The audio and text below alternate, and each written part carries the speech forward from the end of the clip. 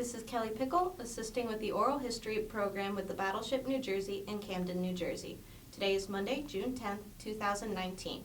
We are on board the Battleship New Jersey, and our interview guest is Edward Rodda from Orlando, Florida. Mr. Rodda served on the ship during the 80s Commission from 1981 to 1984 as an Interior Communications Second Class. Welcome home, Mr. Rodda. Thank you. So we're going to start off with some general questions about your background. So what is your current age? 64. Okay. And when did you enlist? 1978. And how old were you when you first joined the Navy? 23. Great. What was your inspiration for joining the Navy? Very low-key, needed a job, and that was it. Okay. Any reason why the Navy over any of the other branches? The Navy at that time was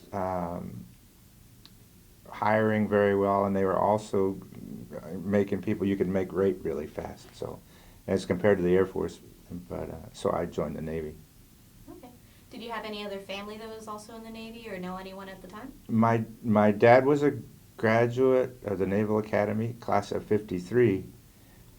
But he went Air Force after landing on a carrier once, and he said, yeah, no, I need to land on concrete, not something that floats. So. Okay. So where did you go to boot camp? Went to boot camp in San Diego. Okay. Are there any stories you'd like to share about your boot camp experience? I think this will pretty much set the tone for the rest of the interview.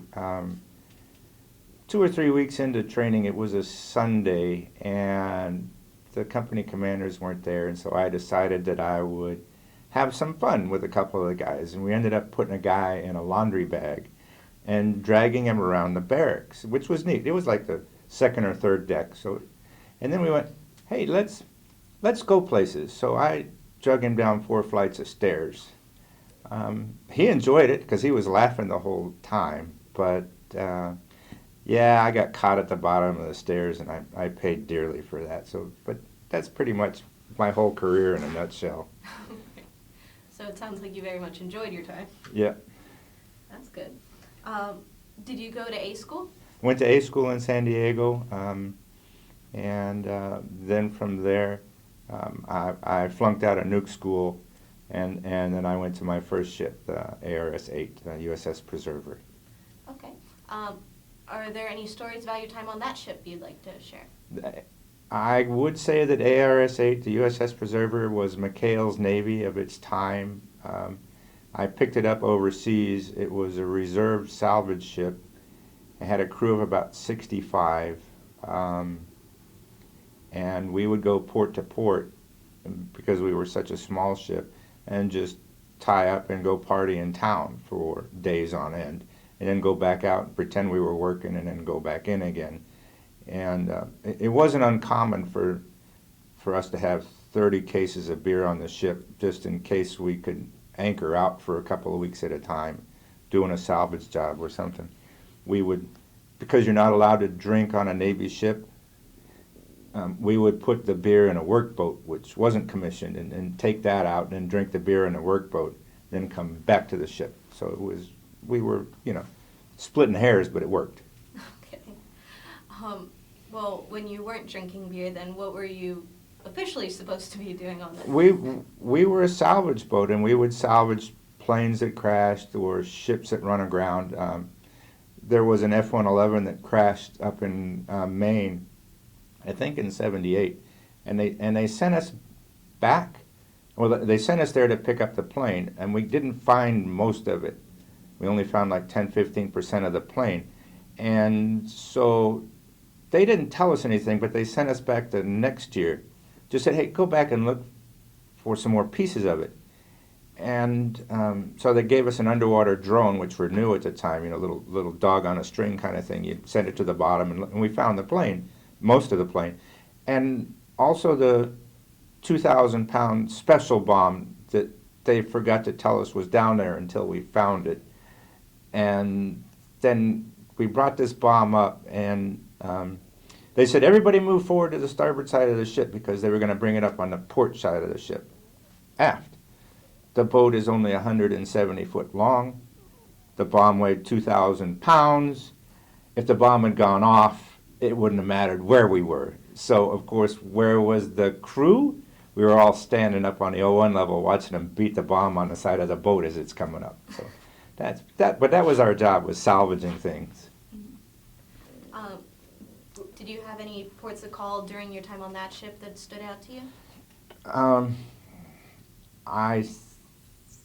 my goodness. None that I want to talk about. Okay, that's totally fine. Okay. So, how long were you on that ship for? I was on that ship for almost 2 years, right at 2 years. Okay. And then I got transferred to the Jersey from there. Okay.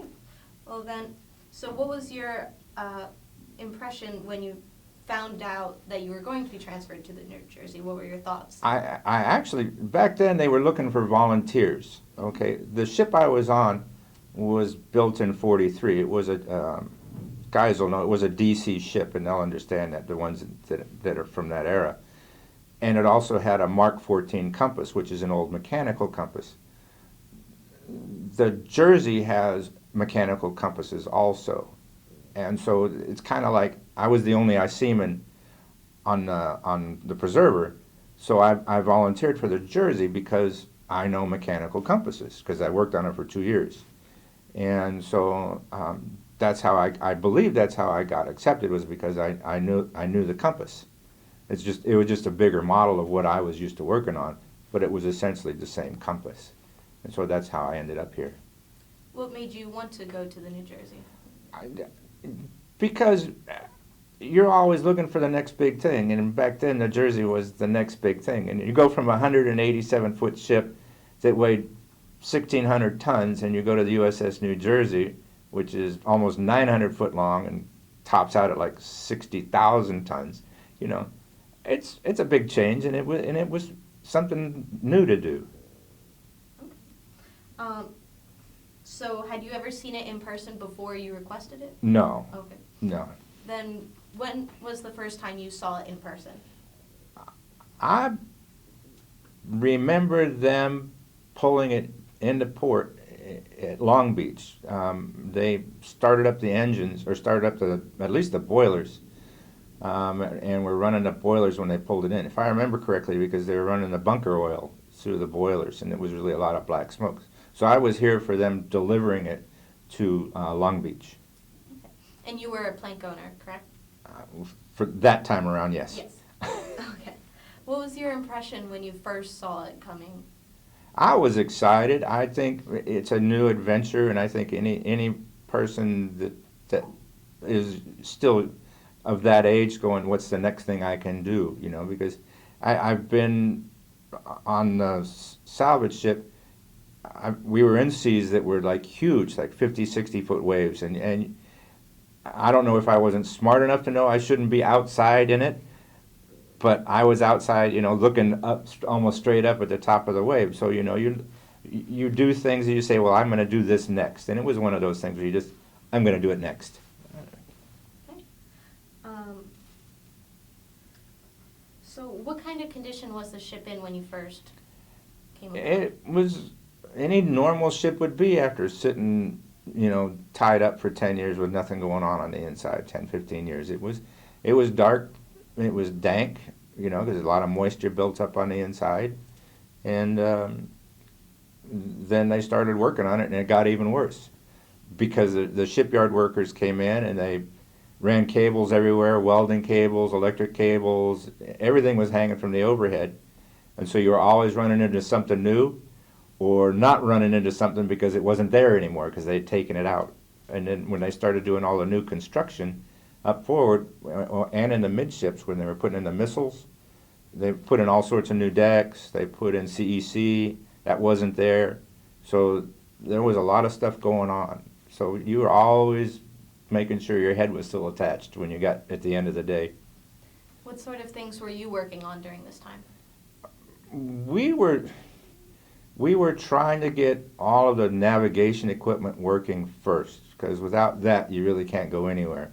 So we had to start up the compasses. They don't know exactly when they brought in the WIS-5s, the inertial navigation systems, but then they had to tie those into all the old repeaters, so they had to figure out how they were going to do that. And then communication inside the ship had to be turned back on, or making sure that it worked. New equipment was installed for that. Then the telephone system came in, and they had sent me, the Jersey had sent me to school back then it was Bell Telephone up in Columbus before I came to the ship to work on the equipment. And so once we got everything running, and then he started wiring up the Dimension 2000, as I really got involved with that, and making sure that we had a lot of phones for our first underway. Are there any specific stories or memories that you'd like to share about that time? There was a CW04, and I can't remember his name, who was the captain's secretary. And he came to me and he said, Petty Officer Rodda, he says, the captain would like phones in his staterooms, both the at-sea stateroom and his in-port stateroom, for the first underway. And I says, I could probably do that. He said, what'll it take? And jokingly, I said, a Navy Commendation Medal. And he went, done. And I went, what are you going to do? So anyway, it came time for the first underway, and I had done exactly what he wanted. The captain was happy. The CW4 was happy. And about 2 months later, I was called out at quarters, and I was given a layman Navy Commendation Medal for installing a phone. So essentially, I mean, I did a lot more phones than that, but I think that's the one that got me the Navy Com. So. Well, congrats on that. So that captain that you were talking about was Fogarty, right? It was Captain Fogarty, right? Okay. Did you actually meet him in person, have any interactions with him? I had interactions with him only because he's the skipper, you know, and because I'm in seaman, we're on the bridge because we're making sure our equipment works. We're looking at all of the repeaters, all the compass repeaters, you know, when you check those out every day just to make sure nothing's going on, talk to the quartermasters. The one really neat thing that I liked about Captain Fogarty is there was one of my coworkers, he was IC2 West, and I can't remember his first name. But he and I were pals, and he was having trouble talking to the detailer to get him orders out off the Jersey. This is towards the end of his time at the Jersey. And because we were underway, it was always an excuse for the detailer not getting back to him. So one day, West and I were up on the bridge, and the captain was there. And I said, hey, what the heck? You know, I'll bring it up. So I said, hey, Captain, you got a minute? He said, yeah. And he says, and I told him about Petty Officer West and his problem. And he said, I can take care of that. He just picked up the phone, and he said, he called radio and said, could you give me the IC detailer on the phone? I need to talk to him. And within 2 days, West had his orders, and I went, you know, there's some horsepower. Great. Are there any other stories about him that you'd like to share? I really remember we were out doing gun testing on the 16 inches, and we were out, and for some reason the weapons officer had decided that he needed to do something that had never been done before on a battleship, and that was to fire the guns at a 0 elevation, okay, and just barely off center up forward so they didn't shoot off the antenna, and then straight off the aft end of the boat with the number 3 turret. So we're all looking at each other, and we're talking about, this is not no 30-06, this is a 16-inch gun, and we're going, yeah, this is probably not going to end well. And I know that the captain ended up angry because we ended up having to pull into port, but number 1 turret went off, that was okay. Number 2 turret went off, but because it was at 0 elevation, it blew the boots right off of number 1 turret. So it just, if you look up at the turret, you'll see the boots that are on there now. Those aren't the ones that were on there back in '82 because we blew them off. Then when they did it on number 3 turret, if you go look at the side of the little house on the fantail, okay, you'll see that one side is caved in, okay. And there's a reason for that. It wasn't caved in before they fired the gun, so I imagine that had something to do with it. So yeah, he wasn't happy after that fiasco. It did also blow the ventilation out of the overhead and the galley. It flipped the ship's door. The ship's door had a fire sale after that. It didn't end well. What was it like when those guns went off? Do you have memories of what that was? I thought they were awesome. I would always, a lot of people say, how did you stand the noise? I've been around naval weapons going off from 3-inch up to 16-inch.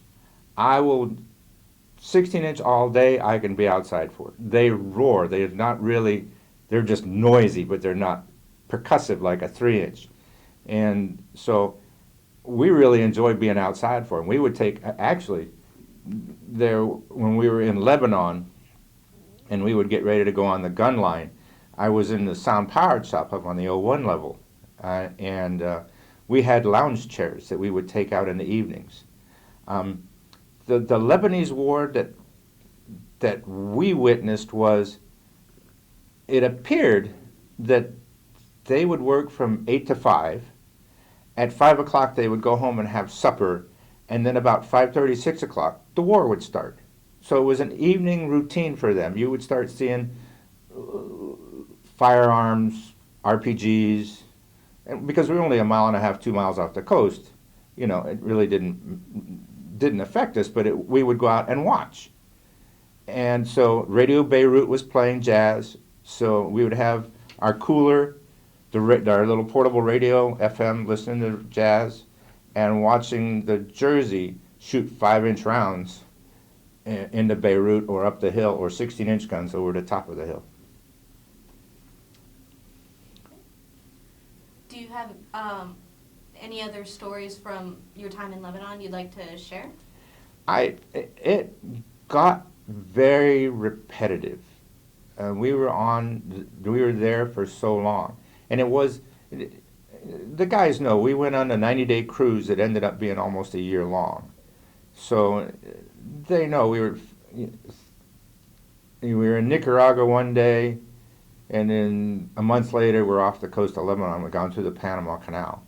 And going through the Panama Canal was even interesting because the Jersey is so wide.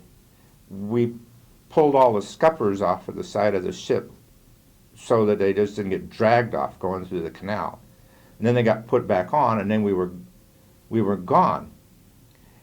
And so 5.5 months later, after being on the gun line and going to general quarters for fun and going to general quarters for practice, and just a daily routine of not doing anything but just keeping the gunfire down to a minimum on shore, which is why we were there, was we were supporting Marines by not shooting, just because they could see us, you know, hey, look, it's still there, we better not do anything. And my point in all this is they took us, they finally said, you're going on liberty. So we went to Alexandria, and we anchored.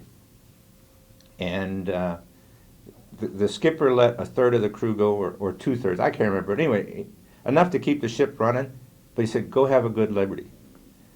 So 12 hours later, they recalled us all. It got crazy as soon as we left, and the Marines were getting hammered. Mm-hmm. So these guys are coming back, and in various states of inebriation, because they hadn't seen a beach in 5.5 months, or however long it was. I think it was about 5 months. And so we went right back to the gun line again. And we didn't see liberty again until we went to Haifa. And I finally got on a Liberty boat and looked back at the ship. And the bosuns had done a wonderful job keeping from the main deck up gorgeous, pristine.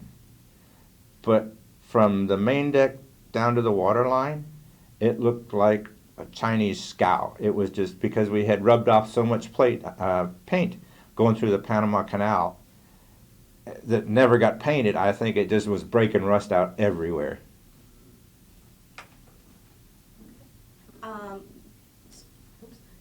What was the attitude of the crew then when you found out that the news that you would be staying there longer than you had anticipated? We never knew how long we were going to stay there. Okay. We just knew we were there.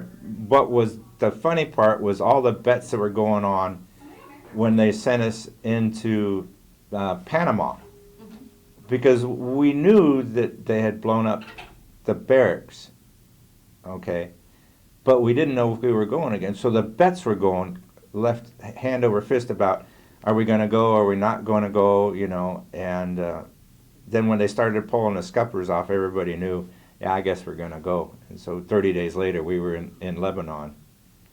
And we did I guess we were doing a full or a flank bell the whole way. So let's see.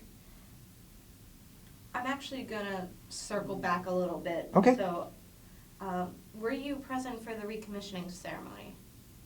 I wasn't allowed. Okay. I had to, because I was in charge of the telephone system, the Secret Service, God love them, said, Petty Officer Rodda, we really need you to sit on your equipment while the president is on board, because they had tied into our telephone system so that they were able to, if they wanted to call back to their office, wherever it was in Long Beach, they didn't have to go through our system. We kind of wired it up strange. But they wanted to make sure that nobody was going to go in that room while the president was on board. So I was in a room with one door and not allowed to open it. So yeah, I was here. I was downstairs, right there. Yeah. And but no, I wasn't allowed to witness it. Okay. So you didn't get a chance to see the president? No. Reagan at all? Okay. Let's see. Can you tell me a little bit more about your duty stations then while you're on the New Jersey? I worked out of, for the most part, I worked out of Aft IC, and we were in charge of, essentially, that's where all the navigation and stuff comes from, all the information comes from. We also worked on all of the sound-powered phone systems, valve position indicators. The equipment is really old, so it's not uncommon for an IC-man to be in a bilge somewhere working on a switch that'll indicate whether a valve is open or closed. So we did get dirty. I know one time I was working on the backside of a running boiler. I was working on the pressure indicator, I forget. Anyway, I was trying to get it to work. And I didn't realize how long I had spent back there. I knew I finally got it to work. And so when I came back around, the boiler, the BTs that were on watch, they didn't even say anything to me. They just kind of grabbed me by the arms and they dragged me to sick bay. And the doc took one look at me and he said, yeah, put him in a rack. And they gave me an IV in each arm and then they made me lay on them. So I actually had the bags under my backside. I guess I was pretty dehydrated, and they were trying to put fluid back into me as fast as I could, because they said you didn't look really too good when you were coming out from behind there. But I wasn't. I guess I was going into, what do they call it? Anyway, I wasn't sweating anymore, so that really bothered them. Oh, wow. So. Any other stories from your work with that you'd like to share? The truth of the matter is, once you get into a routine, you go on watch. The IC-men weren't allowed to stay on electricians' watches. We weren't allowed to stay on the electrical operator. So we were at the point where we were staying on watches 4 on, 24 off. And electricians were on 4 and 8, 4 and 12. And I kept saying, hey, look, I've stood electrical operator on my first ship. I know how to do it, but we were never allowed to. So you went, okay. Suck it up, Buttercup. We're on 4 and 24. We get a night's sleep every night. We get a good night's sleep. You might be on watch, you know. So you would go through, you do your maintenance, and then you would go find something else to do that didn't really, I mean, you could go to the mess decks back then, and Dungeons and Dragons was being played on 4 or 5 tables. I mean, it was obscene the amount of dice that was getting thrown and dragons getting killed. So you get into that routine that we'll do something, and so that's when I kind of when we got over to Lebanon, and I was talking to one of the RMC Radium Chiefs, and I said, hey, look, I says, can we start up a Mars station? And he found out, that we could. He talked to the skipper. And so over the course of 3 weeks to a month, I was putting equipment together, and they got me an antenna. And so up on the 08 level, I think, there's a little room up there that might still have the Mars station in it. It just had I had a 1,000-watt amp and a Mars radio, and they gave me a dipole antenna, and it worked fairly well. But again, because I'm always thinking of a better way to do things or trying something new out, I made antennas, full wave antennas, and used the signalman's lines to pull them to extend the antennas, because they have all their flag lines, which are quite long and would fit my needs, and their only payment they wanted is if they wanted to call home. If it was a signalman, they got first choice. So that's how I paid them, was in calling home first. So, and because I had so much time off, I spent a lot of time up there making sure the guys could call home, because back then we didn't have internet, we didn't have mail service, was slim and none. It wasn't uncommon. I've seen it where we had a helicopter drop cases of soda over the side because they somehow missed the back end of this huge boat and just decided to flip it into the ocean. So yeah, mail sometimes didn't make it.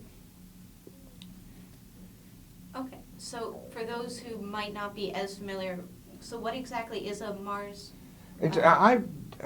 I don't know what Mars stands for, but I do know most everybody knows what a CB is. Mm-hmm. Well, a Mars station is essentially a CB, and it runs on different frequencies than CB. You're talking shortwave radio. The people that understand skip, you use skip, so you can talk back to the States. It's just a way to communicate. When you make the call, you call a Mars operator in the States, okay? And so you start up that communication, so you make sure you have a good radio communication.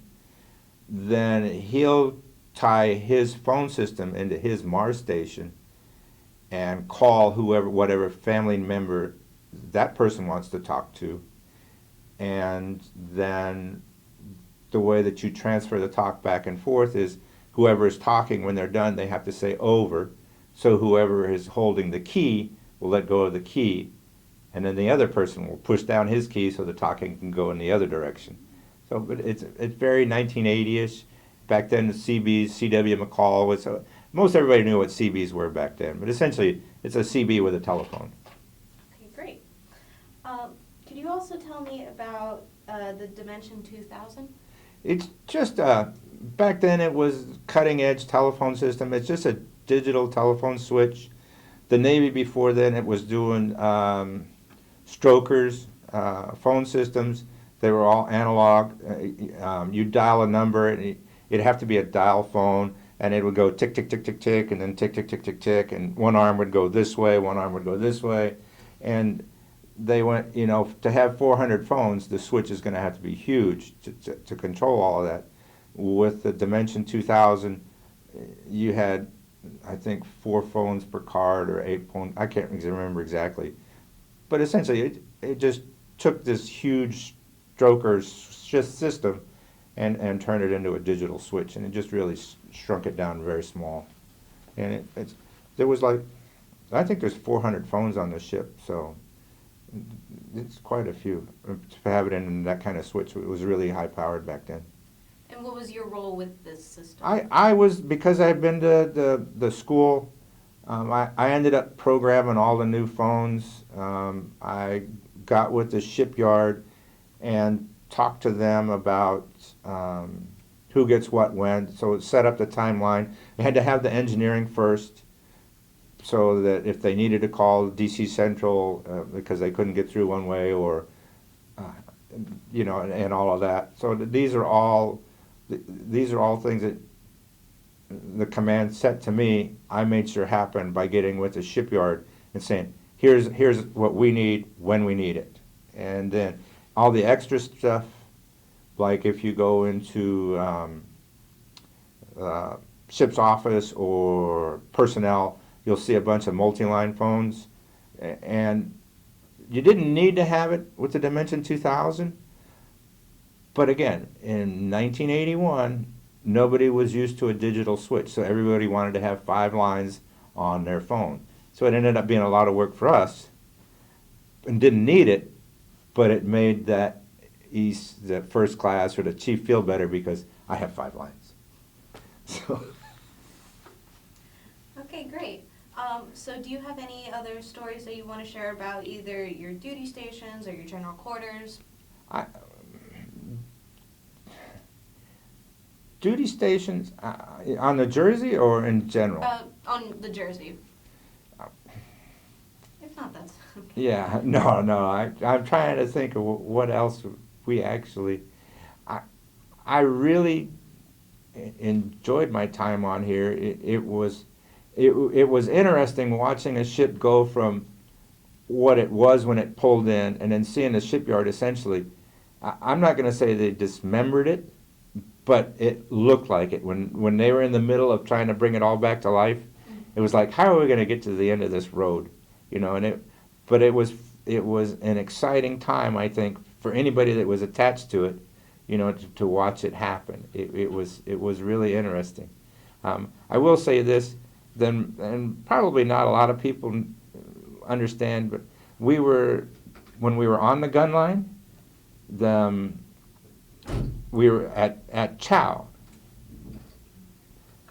and this is an interesting story. The ship has expansion joints or flex joints, fore and aft of Broadway, and if you'll see them if you look down, like if you go into the mess decks and you look down and there's a wide spot. And right now, I think you guys have welded over it, or at least in a couple spots. I've seen just a weld track over the top of it. But that's one of the expansion joints. We thought we had run over a submarine. The ship shook so bad for so long that we were just like, we were sitting on the mess decks, and the mess decks is usually really noisy. This is, it got deathly quiet. And I think what had happened was just a wave that we hit just right. But we were really, really concerned that we had just done something in, because the ship shook so hard. But it was a fun time. Okay, great. Were you present for the Bob Hope Christmas U.S. show? Oh, yes, I was. I was watching your video up there, and I was laughing to myself because the picture that you have of him and, what's her name? Brooke Shields. I have the same picture. And that's how close I was to Bob and Brooke. And I was sitting right off to the side. And I don't believe it's in your video, but Bob got mad at us. He actually said, because we were reading his cue cards faster than he was. So we were laughing before his punchline came out. So he had to talk to us and say, hey, look, we're filming this. You guys have got to wait for me. Yeah, but he had quite a bevy of beauties that day, and it was really a nice show. It was really great. You mentioned when you passed through the Panama Canal already. Did you cross the equator? Oh yeah, that was another issue. If you I wanted to say something about it. Let me see if I can remember. I was a WOG, and I wasn't a good WOG. I was a very bad WOG. But we even had one that was in our group that was worse than us, as I told you before the interview. There was a group of us that were always doing something out of the ordinary. So at 11 o'clock at night, before we were getting ready to cross the equator, one of our seamen broke into the quarterdeck, aft quarterdeck, got on the 1MC. Okay, imagine, this is on a battleship. Picked up the 1MC and started talking in the best Irish brogue we had ever heard. What we were going to do to the skipper, to all of the shellbacks that were on it. He talked smack about everybody from the command master chief up. And we were all sitting, we knew exactly who it was, and we all just kind of put our heads down and hoping nobody would figure it out but us. And so our day showed up, and I remember crawling around on those decks topside. They made us circle the whole thing, and some of it was all right because it was on teak, but they also put down brand new non-skid back after the helicopters, so our knees didn't look near as good when we got to the end of it as they did when we started out. And that toilet bowl that you have up there with all that stuff in it, that was pristine compared to what they put our heads in. That thing was pretty nasty, and they kept my head in there for a lot longer because I actually I kissed Neptune. I was supposed to kiss the baby, but I didn't care for the baby, so I kissed Neptune instead. And yeah, I was beating the stocks and fairly well, and I enjoyed it. It was a great time. Okay, great. So were there any other, you've mentioned a couple so far, but were there any other ports of call that you had while on the New Jersey that stood out to you? Because we went so many places, you know, we went to Subic, and we went to Manila. We didn't go to Subic. We went to Manila. I think we went to Singapore. Right? Yeah, we did, because I was in Singapore then, and then I went back to Singapore on a submarine, and I was amazed at the difference in one generation of how that city had turned itself around. We also went to Pattaya Beach, Thailand. And when I went there the first time on the Jersey, it was a one-elephant town. And when I went back 15 years later, it was like, holy mackerel, it's turned into a small city. Those that have been to those places know what's going on there, and I won't bring anything else up about it. Doesn't need to be filmed here. But we went to a lot of nice places. I wanted to take the guys to Subic when we pulled into Manila, so we rented a jeepney to take us from Manila to Subic, and we stopped all along the way, bar hopped all the way from Manila to Subic, and spent time in Subic and came back the next day. That I'll say. Okay. So one more thing. Did you have any Soviet interactions that you can recall during your time? Actually,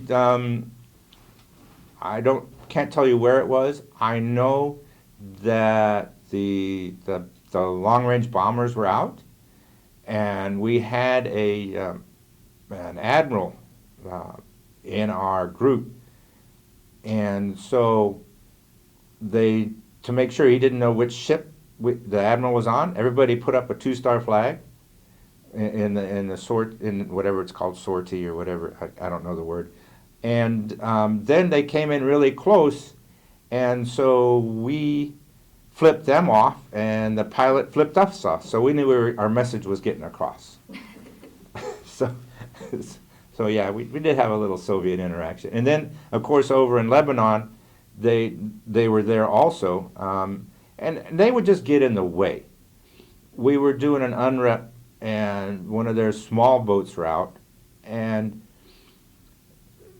I guess they wanted us to do a breakaway, you know, and we're talking about a 60-foot ship, you know, who cares? And so the captain just said, just blow the horn.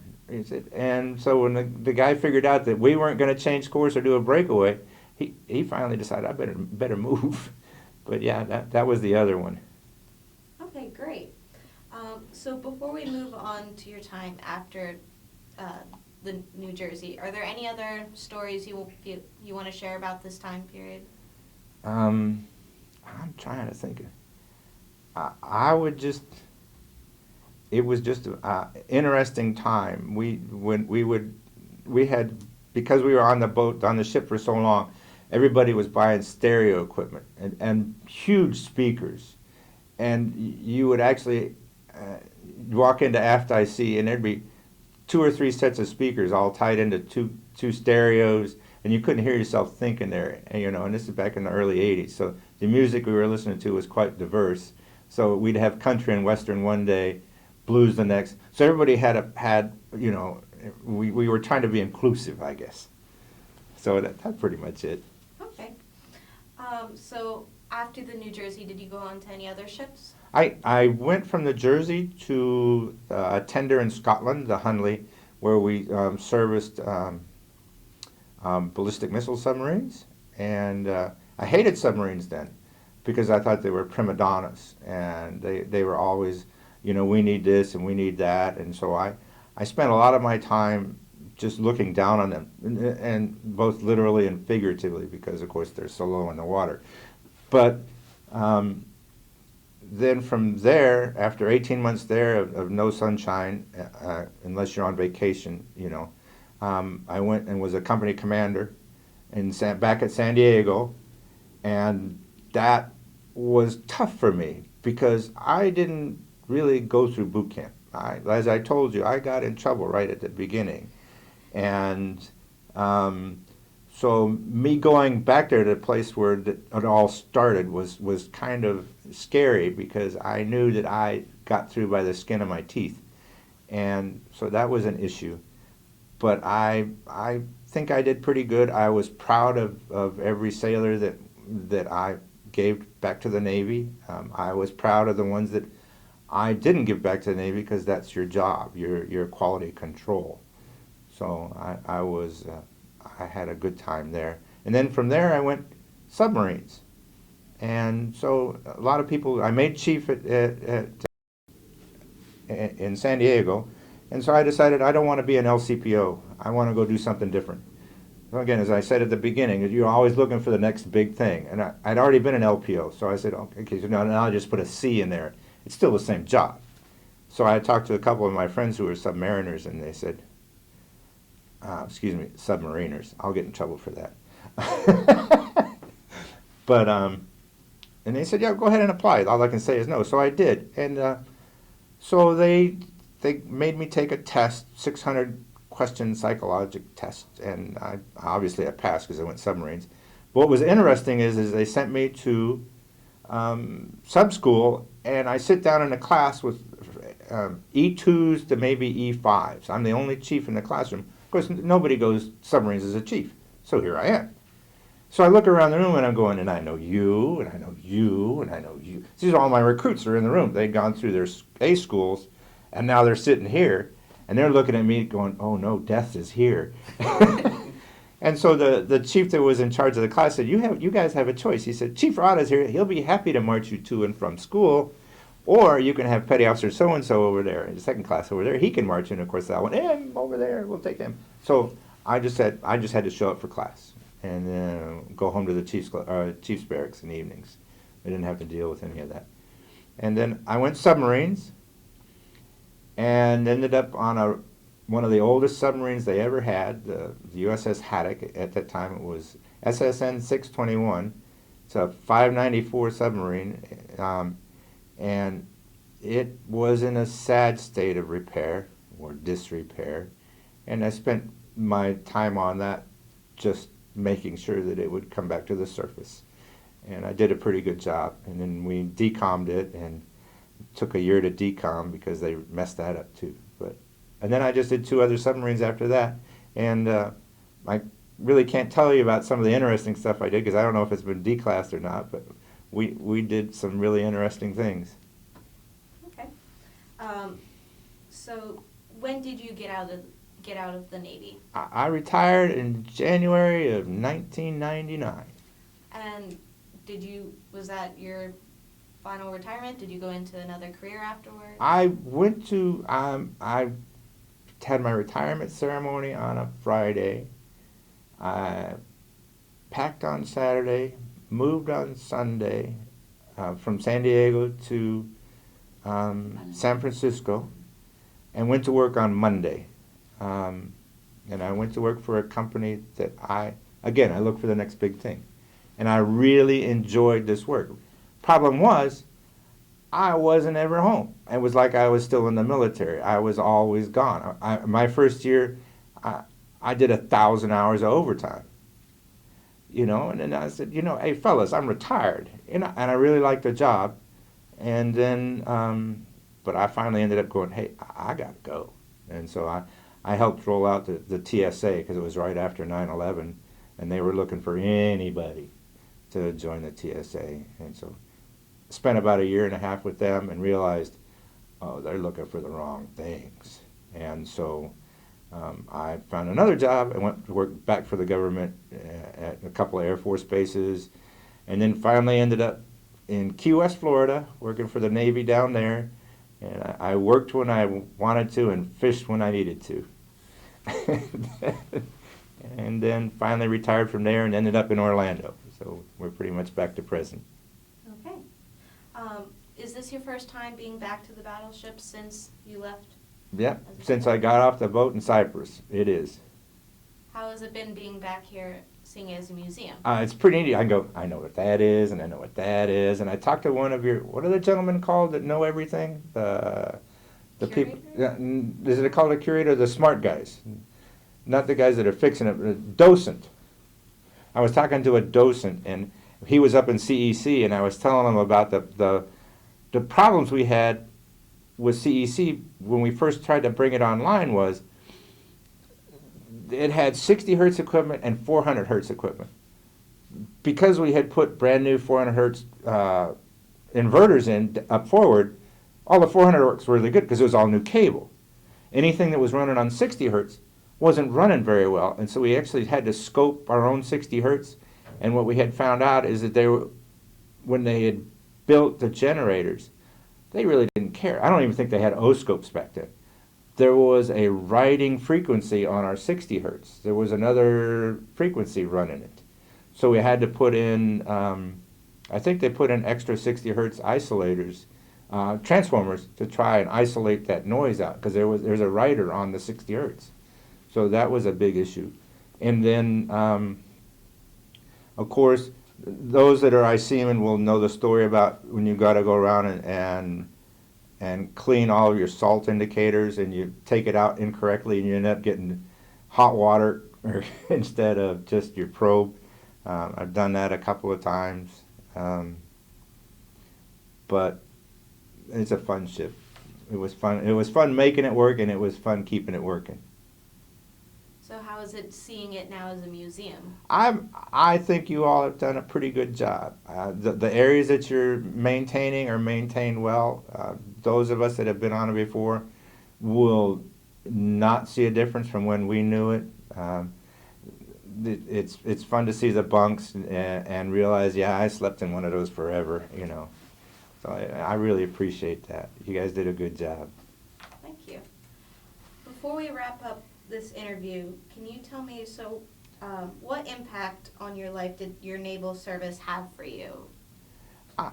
I really think, because I grew up in the military, my dad retired from the military, so I've always had that leaning to serve somehow. And of course, like I said at the beginning, I needed a job. But what better job to have than something you're out doing something for your country or doing something for somebody else's country? And so I felt always good about doing it. And I don't think, I know some people will look at the end of their life and going, what did I do? What have I really done? And I can say, I have really done something. And so that's where I'm at there. Great. Is there any last messages you want to leave with any potential viewers? I would say that